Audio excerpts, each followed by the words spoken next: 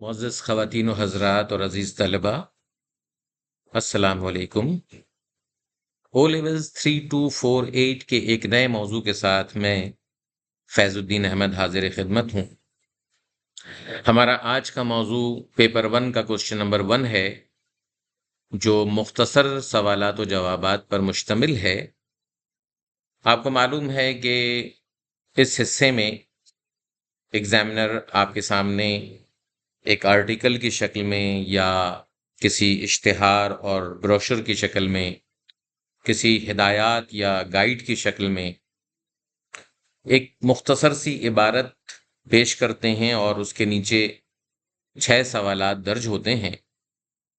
ان سوالات کو پڑھ کر آپ دی گئی عبارت میں سے جوابات تلاش کرتے ہیں، اور یہ جوابات ضروری نہیں ہے کہ مکمل جملے کی شکل میں لکھے جائیں، بلکہ ایک لفظی جواب بھی ہو سکتا ہے، ایک فریز یعنی ایک فقرے کی شکل میں بھی جواب لکھا جا سکتا ہے، اور ایک مکمل جملے کی فارم میں بھی جواب لکھا جا سکتا ہے۔ تو اس کام کے حوالے سے جو مختصر باتیں آپ کے سامنے رکھوں گا، تاکہ بہت ہی کم وقت میں یہ کام کر کے دکھایا جا سکے۔ اس کام کو امتحان میں زیادہ سے زیادہ 15 منٹ میں کر لینا چاہیے۔ 15 منٹس اس کام کے لیے کافی ہیں۔ تو تفہیم کے سوالات کے جوابات تحریر کرتے وقت طلبہ درج ذیل باتوں کا ضرور خیال رکھیں گے۔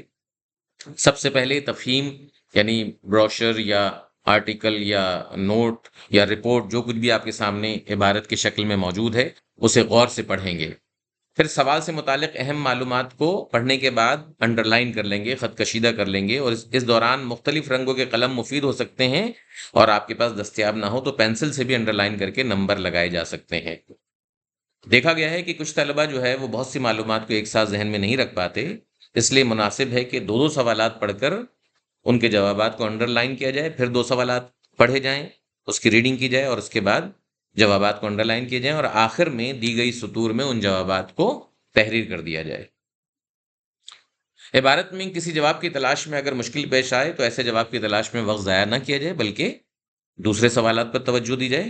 آخر میں جو سوال رہ گیا ہے، جو بھی مشکل آپ کو پیش آ رہی ہیں، اس کے جواب کو تلاش کرنے میں وقت صرف کیا جائے، اور سوال کے لیے مختص یعنی جو نمبر رکھے گئے ہیں اس کے مطابق اتنے ہی نکات جتنے نمبر رکھے گئے ہیں، اگر 2 نمبر ہیں تو 2 نکات ضرور تلاش کیے جائیں، اگر 1 نمبر ہے تو 1 نقطہ ضرور دی گئی سطور میں، دی گئی لائن میں لکھ دیا جائے، اور جواب تحریر کرتے وقت نکات کی ترتیب پر خاص توجہ دی جائے کہ نکات کو جو ہے وہ ترتیب سے لکھیں۔ آج ہم نے جو عبارت منتخب کی ہے وہ ہے بادبان اردو سے، جو کہ بک 1 ہے ہماری، اس کا صفحہ نمبر 64 ہے، اور اس کا عنوان ہے تاج محل کے معمار۔ آپ کو معلوم ہے کہ بادبان اردو آکسفورڈ یونیورسٹی پریس کی کتاب ہے، اور اس کا جو بک 1 ہے وہ پیپر 1 کا احاطہ کرتا ہے۔ اس کی پہلی مشق جو کہ مختصر سوال و جواب پر مشتمل ہے، اس میں 40 سے زیادہ عبارتیں ہم نے اس مشق کے لیے رکھی ہیں، جس میں لیفلیٹ بھی ہے، جس میں گائیڈ بھی ہے، جس میں بروشر بھی ہے، جس میں اشتہارات بھی ہیں، جس میں رپورٹس بھی ہیں، جس میں آرٹیکلز بھی ہیں۔ بہت ساری چیزیں آپ کو مشق کے لیے اس میں مل جائیں گی خوبصورت انداز میں۔ تو اسی کا ایک سبق ہے صفحہ نمبر 64 پہ، تاج محل کا معمار۔ اس کے جو 6 سوالات ہم نے رکھے ہیں اس کتاب میں، جس کے جوابات بچوں کو تلاش کرنے ہیں، وہ یہ 6 سوالات ہیں۔ سوال سب سے پہلے پڑھ لینا چاہیے، تاکہ عبارت کو پڑھتے وقت، عبارت کا مطالعہ کرتے وقت فوراً جوابات کو انڈر لائن کیا جا سکے۔ پہلا سوال ہے، مہندس نام کے شاعر کے بارے میں اطلاع کس شہر سے موصول ہوئی؟ دوسرا سوال ہے، تاج محل کے معماروں میں اہم نام کس کا ہے؟ تیسرا سوال ہے، یہ دیکھیں، مہندس نام کے شاعر کے بارے میں اطلاع کس شہر سے موصول ہوئی؟ 1 نمبر ہے، تو صرف شہر کا نام لکھ دینا ہی کافی ہوگا، یہ ذہن میں رکھیے گا، یعنی ایک لفظ میں جواب ہو سکتا ہے۔ یہ شہر کا نام ایک لفظ یا جتنا بڑا بھی نام ہے اس نام کے ساتھ آپ کا جواب ہو گیا، تو 1 نمبر آپ کو مل جائیں گے۔ تاج محل کے معماروں میں اہم نام کس کا ہے؟ صرف نام لکھ دینا کافی ہے، 1 نمبر آپ کو مل جائیں گے۔ شاعر نے اپنے دیوان میں خاندان کے مختصر حالات لکھتے ہوئے کیا دعویٰ کیا ہے؟ تو وہ جو دعوے ہیں اس کے، ان دعووں میں سے 2 دعوے لکھ دینا چاہیے، 2 کلیم لکھ دینا چاہیے۔ مہندس نام سے تخلص پانے والے شاعر کا اصل نام کیا تھا؟ بس اصل نام لکھ دینا چاہیے، جواب ہو گیا۔ سر سید احمد خان نے اپنی تصنیف میں کس ماہر معمار استاد کا ذکر کیا ہے؟ ٹھیک ہے، سر سید نے اپنی تصنیف میں کس ماہر معمار استاد کا ذکر کیا ہے؟ 1 نمبر ہے، تو معمار کا نام لکھ دینا ہے۔ استاد احمد کی جن مہارتوں کا ذکر کیا گیا ہے ان میں دو مہارتیں بیان کیجیے، دو دو اسکل، دو ایکسپرٹیز جو ہیں اس کی بیان کر دینی ہے۔ یہ 8 نمبروں کا کام ہے۔ اب آتے ہیں عبارت کی طرف اور عبارت کو پڑھنا شروع کرتے ہیں، ٹھیک ہے۔ لاہور کے جس مہندس یعنی انجینئر خاندان کا حال آج ہمیں سنانا ہے، افسوس ہے کہ تاریخ میں نام کے سوا اس خاندان کے کسی رکن کا حال بھی مجھے معلوم نہیں ہوا۔ حالانکہ ان کی بنائی ہوئی عمارتیں تاج محل، لال قلعہ اور دہلی کی جامع مسجد ہمیشہ سے مشہور ہیں۔ کتنے افسوس کی بات ہے کہ جن با کمالوں نے یہ فن دکھایا ہے، کاغذ کے پرانے اوراق میں بھی ان کا نام و نشان نہیں ملتا۔ شاہجہاں کی تاریخوں میں تاج محل بننے کا پورا حال ایک ایک چیز کی پیمائش کے ساتھ لکھا ہے، مگر جن مہندسوں اور نقاشوں نے اس کا خاکہ کھینچا اور جن معماروں نے اس کو بنا کر تیار کیا، ان غریبوں کے نام تک بھی ان اوراق میں جگہ نہ پا سکے۔ ایک کرم فرما نے بنگلور سے اطلاع دی ہے کہ ان کے پاس مہندس نام کے ایک شاعر کا فارسی دیوان ہے۔ اس شخص کی تلاش میں کئی تذکرے دیکھے لیکن کچھ پتہ نہ چلا، مگر خوش قسمتی سے اس دیوان میں شاعر کے حالات میں کچھ شاعرانہ خیالات مل گئے، جس میں اس نے اپنے خاندان کا مختصر حال خود لکھا ہے، جس میں تاج محل اور لال قلعہ کے بنانے کا دعویٰ بھی کیا گیا ہے۔ اب دیکھیں اس عبارت کے پہلے پیراگراف کو جب ہم نے مطالعہ کیا، پڑھا، تو اس میں کتنی معلومات آپ کو مل گئیں۔ ایک تو یہ کہ جو پہلا سوال تھا آپ کا کہ مہندس نام کے شاعر کے بارے میں اطلاع کس شہر سے موصول ہوئی، کوشچن نمبر 1 ہے، تو آپ کو پتہ چلا یہ 6 لائن میں کہ ایک کرم فرما نے بنگلور سے اطلاع دی۔ بنگلور ایک سٹی کا نام ہے جو انڈیا میں واقع ہے، تو بنگلور سے یہ اطلاع ملی کہ ان کے پاس مہندس نام کے ایک شاعر کا فارسی دیوان ہے۔ تو اس سوال بھی یہی پوچھا گیا نا کہ مہندس نام کے شاعر کے بارے میں اطلاع کس شہر سے ملی، تو بنگلور سے ملی۔ بنگلور صرف لکھ دیں گے، آپ کا کام ہو گیا، 1 نمبر مل گیا، ٹھیک ہے، یہ آپ نے انڈر لائن کر لیا ریڈ کلر سے۔ اس کے بعد جو دوسرا سوال تھا آپ کا کہ تاج محل کے معماروں میں اہم نام کس کا ہے، تو اہم نام کس کا ہے معماروں میں؟ ظاہر سی بات ہے کہ تاج محل کے معماروں میں اہم نام جو ہے، آپ جب دوسرا پیراگراف شروع کریں گے، کیونکہ آرڈر ذرا سا چینج ہے، تو جب دوسرا پیراگراف شروع کر رہے ہیں تو یہ جو پرپل رنگ سے جس کو ہائی لائٹ کیا گیا ہے، شاعر کا نام لطف اللہ اور تخلص مہندس ہے، یہ میں نے ایک لائن پڑھی ابھی نیچے والی، تو پتہ چلا شاعر کا نام کیا تھا۔ یہ پوچھا ہے کہ تاج محل کے معماروں میں اہم نام کس کا تھا، اس کے بعد ہم آگے بڑھ رہے ہیں، ٹھیک ہے۔ شاعر کا نام لطف اللہ اور تخلص مہندس ہے، اور وہ اپنے والد کا نام احمد معمار بتاتے ہیں، احمد معمار بتاتے ہیں، ٹھیک ہے، احمد معمار، تو پتہ چل گیا کہ احمد معمار کوئی ہیں جو مہندس کے والد ہیں۔ اس شعر میں ان کا شاہی لقب نادر العصر آیا ہے۔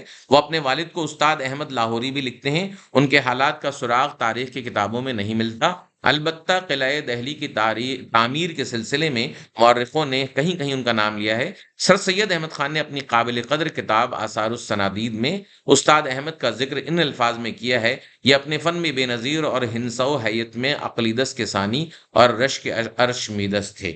تو ظاہر سی بات ہے نام پتہ چل گیا کہ کون نام تھے۔ تاج محل کے معماروں میں جو نام سب سے زیادہ اہم ہے وہ بات سب سے آخر میں لکھی ہوئی، دیکھیے، نادر العصر استاد احمد۔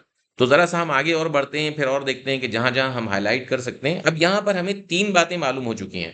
اگر دیکھیں تو شاعر نے اپنے دیوان میں خاندان کے مختصر حالات لکھتے ہوئے کیا دعویٰ کیا، تو یہ جو تیسرے سوال میں 2 باتیں پوچھی گئی ہیں، کیا دعویٰ کیا، تو یہ 2 دعوے جو ہے نا، یہ بلو رنگ سے ہم نے یہاں پہ لکھ دیا ہے۔ دعویٰ کیا کیا تھا اس نے؟ بلو رنگ سے دیکھیے کیا لکھا ہوا ہے، جس میں تاج محل اور لال قلعہ کے بنانے کا دعویٰ بھی کیا گیا ہے۔ تو آپ جواب میں لکھیں گے تاج محل اور لال قلعہ بنانے کا دعویٰ کیا ہے۔ 2 باتیں آ گئیں، تاج محل بھی بنایا اس خاندان نے اور لال قلعہ بھی بنایا ہے، تو یہ 2 مارکس ہیں۔ اس کو نہ سمجھیں کہ ایک چھوٹی سی بات ہے، آپ نے 2 باتیں بتا دی کہ تاج محل بھی اس خاندان نے بتایا، یہ دعویٰ کیا کہ اس نے تاج محل بنایا ہے اور لال قلعہ بنایا ہے۔ یہ 2 باتیں معلومات آپ نے دے دیں اور 2 نمبر آپ کو مل گئے۔ اور جو چوتھا سوال ہے آپ کا، ظاہر سی بات ہے مہندس نام سے تخلص پانے والے شاعر کا اصل نام کیا تھا، وہ بھی آپ اس وقت پڑھ چکے ہیں۔ اسی پہلے پیراگراف کے بعد جو دوسرا پیراگراف شروع ہوا تو شاعر کا نام لطف اللہ اور تخلص مہندس تھا۔ سوال یہی پوچھا گیا کہ مہندس نام سے تخلص پانے والے شاعر کا اصل نام کیا تھا، تو شاعر کا نام لطف اللہ تھا۔ یہ لطف اللہ آپ لکھ دیں گے، جواب ہو گیا۔ ہم نے اس کو پرپل رنگ سے ہائی لائٹ کر دیا ہے، آخری لائن میں ملاحظہ کیجئے۔ اس طریقے سے ہم پڑھتے ہوئے آگے بڑھ رہے ہیں۔ استاد احمد کا بھی ذکر آ گیا اور پوچھا گیا نا کہ تاج محل کے معماروں میں اہم نام کس کا تھا، تو آپ نے لکھ دیا کہ استاد احمد۔ استاد احمد صرف لکھ دیں گے، جواب ہو گیا، یعنی استاد احمد اس کا نام تھا۔ اس طریقے سے چھوٹے چھوٹے مختصر انداز میں جواب لکھنے کا ہنر سکھائیں بچوں کو، اور بتائیں کہ بھائی جتنی بات پوچھی گئی اتنی بات لکھ دی جائے۔ آگے بڑھتے ہیں، جو مزید پوائنٹس رہ گئے ہیں اس کو بھی ہم دیکھتے ہیں۔ تو بہرحال معتبر اب یہ انڈر لائن کیسے کر رہے ہیں، کلرفل انداز میں کیسے ہم ہائی لائٹ کر رہے ہیں ان باتوں کو، ان معلومات کو جو کہ اس وقت ہمیں جواب میں تحریر کرنا ہے۔ تو اب ہائی لائٹ کر لیں گے تو جواب تحریر کرنا آسان ہوگا، ہائی لائٹ کرتے ہوئے نمبرنگ بھی کر لیں کہ کس سوال کے لیے آپ نے یہ چیزیں ہائی لائٹ کی ہیں، کس سوال کے لیے یہ معلومات آپ نے نشانزد کی ہیں، تو اور آسانی ہو جائے گی۔ بہرحال معتبر حوالوں سے ظاہر ہوتا ہے کہ مغل بادشاہ شاہجہاں کے عہد میں استاد احمد بہترین اور ممتاز معمار تھے۔ ان کو عمارتوں کے نقشے اور خاکے بنانے اور تعمیرات کے دوسرے کاموں میں مہارت حاصل تھی۔ یہ جو میں نے گرین رنگ سے ہائی لائٹ کر دیا ہے، بنیادی طور پر یہ کس کا جواب ہے؟ یہ جو آخری سوال ہے، استاد احمد کی جن مہارتوں کا ذکر کیا گیا ہے ان میں سے 2 مہارتیں بیان کیجیے۔ تو آپ نے بتا دیا کہ ان کو کیا کیا کس چیز میں کمال حاصل تھا؟ عمارتوں کے نقشے اور خاکے بنانے میں کمال حاصل تھا، مہارت حاصل تھی۔ اس کے علاوہ تعمیرات کے دوسرے کاموں میں بھی مہارت حاصل تھی۔ یہ معلومات آپ نے آخری سوال کے لیے 2 اہم معلومات آپ نے انڈر لائن کر لی ہیں، گرین رنگ سے ہائی لائٹ کر لیا ہے۔ تو اب آپ کو تقریباً ساری باتیں معلوم ہو گئی ہیں۔ نادر العصر استاد احمد، یہ دوسرے سوال کا جواب ہے، میں آپ کو آخر میں بتاتا ہوں۔ تاج محل کے حالات میں انگریزوں کے عہد میں ایک فارسی زبان کا رسالہ لکھا گیا، ان میں جن کاریگروں کی فہرست دی گئی ہے اور ان کی جو تنخواہیں لکھی گئی ہیں وہ سب ثبوت کی محتاج ہیں۔ عجیب بات یہ ہے کہ تاج محل میں مورخین نے ان معلومات کو صحیح سمجھ کر قبول کر لیا ہے۔ بہرحال تاج محل کے معماروں میں جو نام اب سب سے زیادہ اہم ہے وہ یہی نادر العصر استاد احمد ہیں۔ ظاہر سی بات ہے، سب سے اہم نام پوچھا گیا، دوسرا سوال 1 مارکس ہے، تو آپ کیا لکھیں گے؟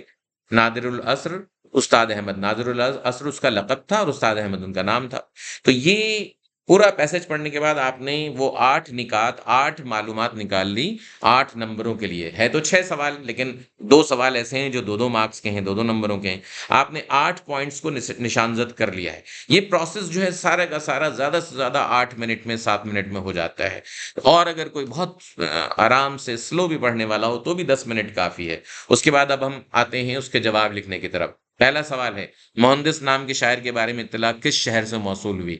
بس صرف آپ نے لکھنا ہے بنگلور سے، بس اتنی سی بات ہے، 1 منٹ کا بھی کام نہیں ہے۔ آپ نے نشانزد پہلے ہی کر لیا تھا، کہاں نشانزد کیا تھا؟ یہ دیکھیے، ریڈ رنگ سے، سرخ رنگ سے آپ نے نشانزد کیا تھا کہ ایک کرم فرما نے بنگلور سے اطلاع دی ہے، لیکن جواب میں اور مختصر کر دیا آپ نے لکھا بنگلور سے۔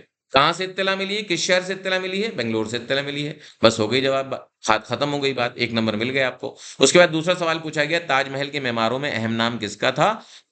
تاج محل کے معماروں میں اہم نام کس کا ہے؟ 1 نمبر ہے اس کے، آپ نے لکھا نادر العصر استاد احمد، یہ اہم نام ہے۔ اور یہ بات کہاں ہے؟ 2-3 جگہ لکھی ہوئی ہے، لیکن سب سے آخر میں بہت واضح طور پر یہ بات لکھی ہوئی ہے۔ سب سے آخر میں کہاں پر لکھی ہوئی ہے؟ یہ دیکھیے، یہ جو بلو رنگ سے اس کو ہائی لائٹ کیا میں نے آخر میں، یہ جو پورا جملہ ہے نا، جو نام اب سب سے زیادہ اہم ہے، تاج محل کے معماروں میں جو نام اب سب سے زیادہ اہم ہے وہ یہی نادر العصر استاد احمد ہے۔ تو استاد احمد اصل نام ہے، آپ نے اس کو دوسرے سوال میں لکھ دیا۔ کیا لکھا؟ نادر العصر استاد احمد۔ 1 نمبر کا کام ہے، 1 نمبر آپ نے، صرف آپ نے نام بتانا ہے اور کچھ نہیں کرنا، کیونکہ باقاعدہ سلیبس میں لکھا ہوا ہے کہ ایک لفظ کا بھی جواب ہو سکتا ہے، ایک فقرے کا بھی جواب ہو سکتا ہے، ایک جملے میں بھی جواب ہو سکتا ہے۔ تو آپ ایک لفظ میں بھی جواب دیں تو کوئی حرج نہیں، وہ بات واضح ہونا چاہیے۔ ریڈنگ کا ٹیسٹ ہے، یہ ریڈنگ کا امتحان ہے، کسی اور چیز کا نہیں ہے۔ R1 R2 R3 R4 اور R5 اس کی اسسمنٹ آبجیکٹیو ہے۔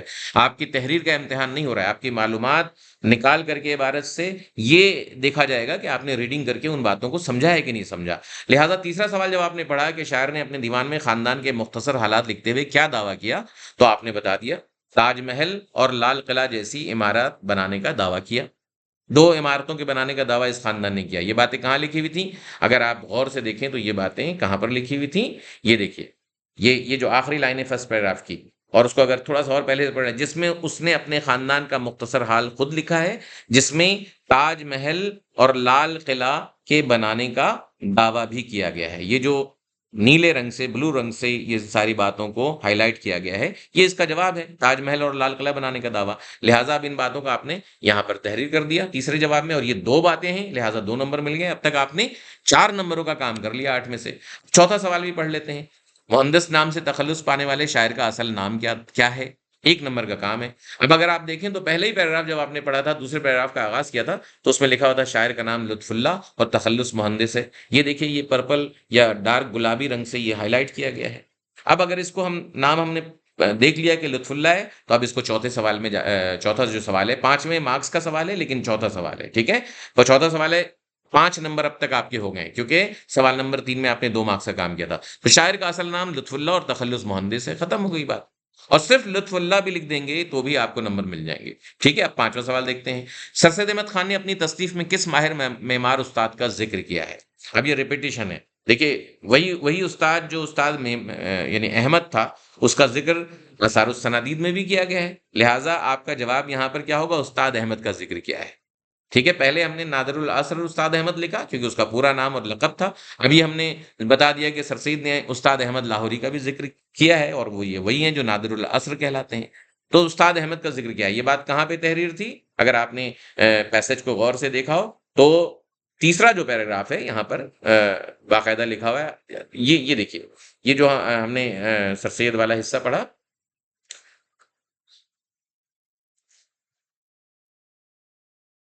یہ جو پیراگراف ہے نا، جو دوسرے اسکرین شاٹ پہ آپ کے پاس آیا، یہاں کی دوسری لائن سے آپ پڑھیے۔ سر سید احمد خان نے اپنی قابل قدر کتاب آثار السنادید میں استاد احمد کا ذکر کیا ہے۔ استاد احمد کو ریڈ کلر سے ہائی لائٹ بھی کیا ہوا ہے، اور اسی رنگ میں ہم نے جواب لکھ کے آپ کو بتا دیا ہے کہ استاد احمد کا ذکر کیا ہے۔ کس کا ذکر کیا ہے؟ استاد احمد کا ذکر کیا ہے۔ 1 نمبر کا سوال ہے، 1 نمبر کی بات آپ نے کر دی۔ صرف استاد احمد بھی لکھ دیں گے تو بھی صحیح مانا جائے گا، اور ایک فقرے میں لکھ دیں گے تب بھی صحیح مانا جائے گا۔ اب آپ کے پاس 6 نمبروں کا کام ہو چکا ہے، 6 مارکس آپ نے لے لیے ہیں۔ 7واں اور 8واں جو پوائنٹ ہے، 2 نکات اب آپ کو کوشچن نمبر 6 میں بتانے ہیں۔ کوشچن نمبر 6 کیا ہے؟ استاد احمد کی جن مہارتوں کا ذکر کیا گیا ہے ان میں 2 مہارتیں بیان کیجیے، 2 اسکل بیان کرنی ہے۔ اب اس کا ذکر جو ہے وہ باقاعدہ گرین رنگ سے وہاں ہائی لائٹ کیا گیا تھا، عمارتوں کے نقشے بنانے، خاکے بنانے اور تعمیرات کے دوسرے کام میں۔ ٹھیک ہے، یہ مہارتیں ہیں ان کی۔ آپ نے صرف 2 پوائنٹس بھی لکھ دیے، عمارتوں کے نقشے بنانے اور خاکے بنانے میں مہارت تھی تو بھی ٹھیک ہے، لیکن یہاں تعمیرات کے دوسرے کام کا بھی اندراج کر دیا آپ نے۔ 2 پوائنٹس اس کے بھی ہو گئے، 8 پوائنٹس ہو گئے۔ اب یہ باتیں کہاں سے نکالی تھی آپ نے؟ ظاہر سی بات ہے کہ پیسج میں یہ بات یہ گرین رنگ سے ہائی لائٹ کی گئی تھی، لاسٹ پیراگراف، اور اس میں باقاعدہ لکھا ہوا ہے کہ استاد احمد بہترین اور ممتاز معمار تھے، ان کو عمارتوں کے نقشے اور خاکے بنانے اور تعمیرات کے دوسرے کاموں میں کمال حاصل تھا۔ تو کمال حاصل تھا کا مطلب ہے مہارت حاصل تھی۔ اب یہ باتیں آپ نے آخر میں جا کر کے لکھ دیں۔ اس طرح آپ نے 6 سوالوں کے لیے 8 پوائنٹس جو ریکوائرڈ ہیں ایگزام کے جواب کے لیے، وہ آپ نے لکھ دی۔ 6 سوالوں کے لیے جب ساری بات آپ نے کر دی، آپ نے 8 نمبروں کا کام کر لیا۔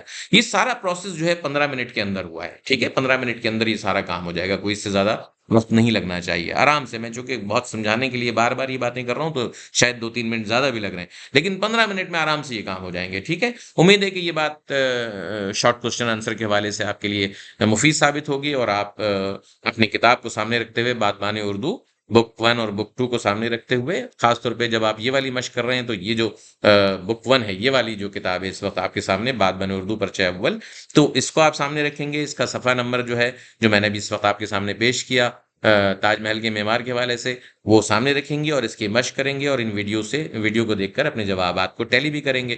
اس طرح آپ گھر بیٹھے جو ہے وہ مشق کے ذریعے سے اپنے اس کام میں مہارت حاصل کریں گے۔ امید ہے کہ یہ ویڈیو آپ کو پسند آئی ہوگی۔ اپنے خیالات کا اظہار کیجیے، بتائیے کمنٹ سیکشن میں کہ آپ کو کس چیز کی ضرورت ہے، کون سے موضوعات آپ کو زیادہ مشکل لگ رہے ہیں۔ انشاءاللہ ویڈیو کی شکل میں ان پر ضرور اظہار خیال کیا جائے گا۔ اپنا خیال رکھیے، ملیں گے کچھ نئے ویڈیو کے ساتھ، نئے موضوعات کے ساتھ۔ اجازت چاہتا ہوں، خدا حافظ۔